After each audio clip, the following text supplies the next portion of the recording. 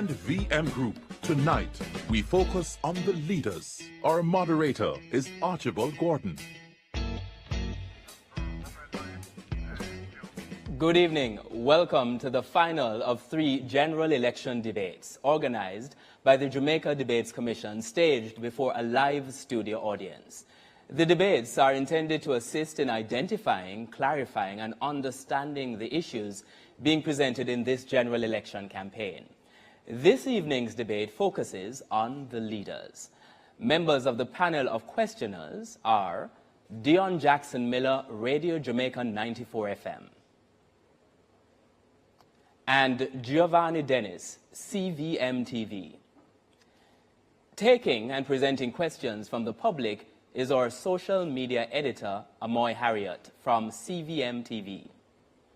I am your moderator, Archibald Gordon. As is customary, the audience is not to applaud the debaters except for now, after we announce each debater. Tonight, representing the People's National Party is party leader Mr. Mark Golding.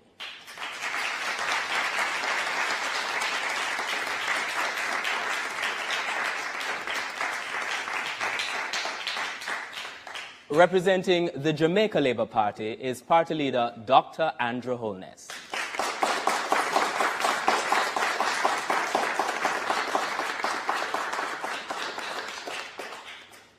The guidelines for tonight's debates have been previously agreed and are posted on the Debate Commission's website at www.jamaicadebatescommission.org. The guidelines include questions being no longer than 30 seconds, and each debater is allowed 90 seconds to respond to each question, and rebuttals are limited to 45 seconds. The questions posed in tonight's debate will come from 2 sources. The first source is you, the public. Send us your questions via direct message on Instagram, Facebook, and TikTok to Jamaica Debates. These will be checked, selected, and asked by our social media editor. The second source of questions is from our panel of journalists. Questions are not influenced by the Jamaica Debates Commission in any way. Our sign language interpreters tonight are Dorothy Williams and Terry-Ann Bernard from the Caribbean Christian Center for the Deaf. Based on a previous coin toss, our first question tonight comes from Dion Jackson Miller of the RGR Group, and it will be directed to Dr. Andrew Holness.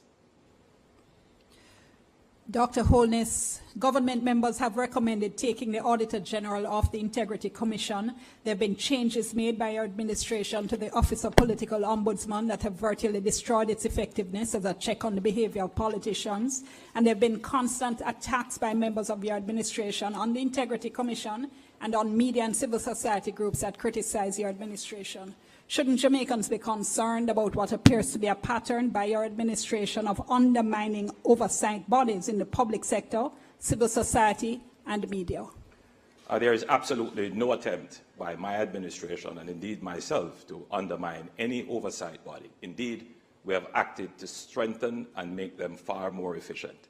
In placing the oversight of the political ombudsman under the office of the Electoral Commission, that's a move to strengthen and give it far more institutional framework. I myself have been very complimentary and acted in a very dignified way as it relates to the Integrity Commission.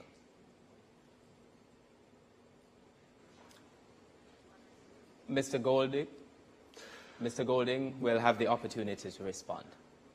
There has been a definite pattern of hostility from the Jamaica Labour Party government towards the institutions mentioned in the question, in particular the Integrity Commission, largely because it is well known that there are at least 10 members of Parliament who are under investigation for illicit enrichment, a serious corruption offence, of which the only one to be known is the one for whom a report has been completed and sent to the Parliament, which is you, Andrew.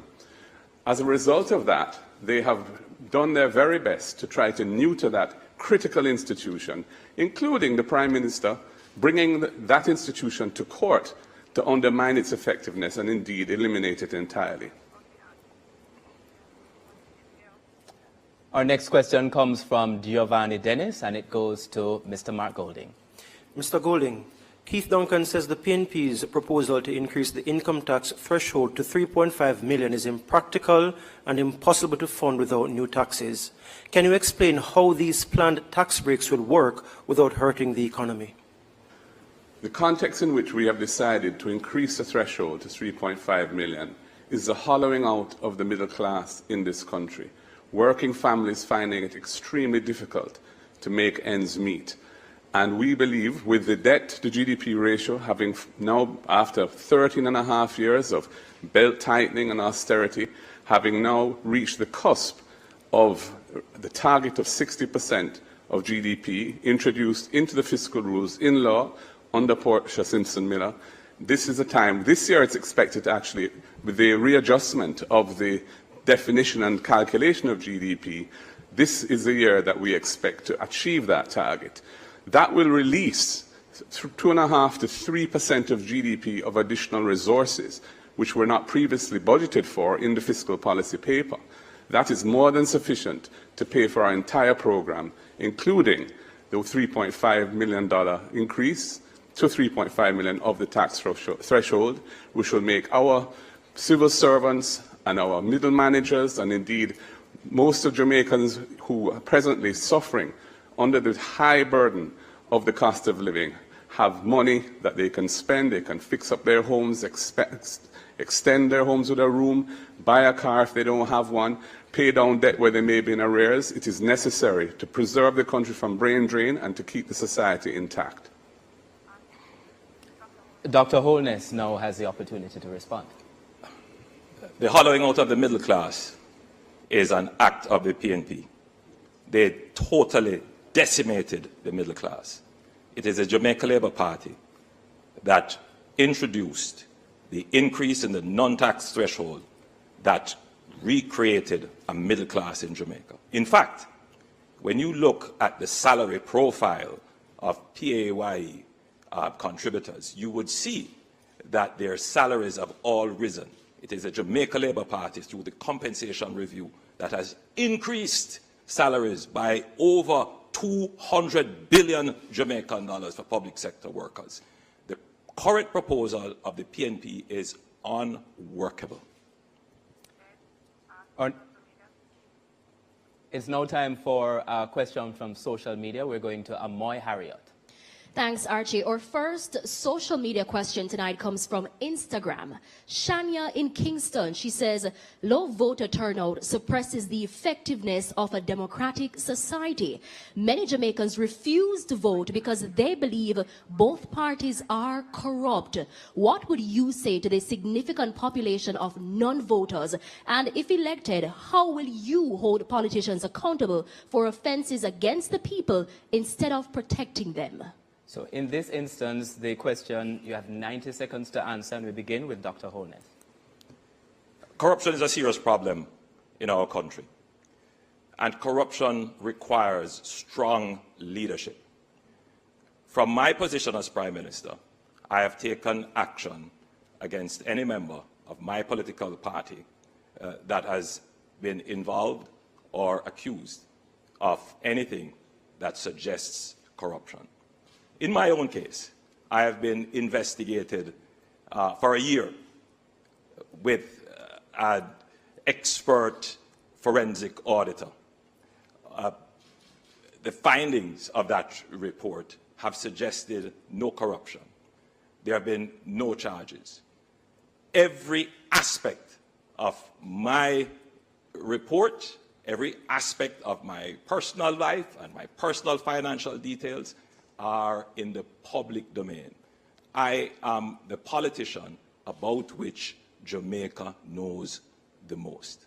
And therefore, I am the politician who can stand with the greatest moral authority to treat with any matter that is considered corrupt, as I have done in the past.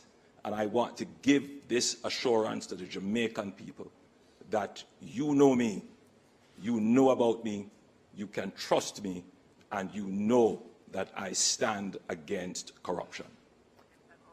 Mr. Golding has the opportunity to respond to that social media question as well. Within Andrew, 90 what seconds. they know about you is that you have 28 bank accounts, that you received several $1 million in cash deposits from anonymous donors in your bank account, that your companies had transactions of over $400 million, several thousand transactions between them, and that Positive Jamaica Foundation, a non-profit which you are intimately connected with, provided resources which you use for personal investments through your personal company. We have signed the Leadership Code of Conduct developed by Integrity Commission. All of our spokespersons and myself have signed. None of your people have signed it. I am committed to ensuring that all members of the executive, when we form government, will have their Integrity Commission declarations published, not just the leader of the opposition and what should happen, but hasn't happened in your case because you're not certified, the Prime Minister. So the whole question that has been asked is an excellent question. And we really need to step up our vigilance against corrupt behaviour, nepotism and cronyism. The volume of scandals under this Jamaica Labour Party government is unprecedented. Over the number of ministers who have had to be removed from frontline duty, many of them parked in the naughty corner in OPM rather than being sacked. It is a disgrace to the country, and your personal situation where you're operating under a deep cloud because your Integrity Commission declarations are not certified, also is something which Jamaica cannot go forward with. We'll now take a short break, and we invite you to stay tuned.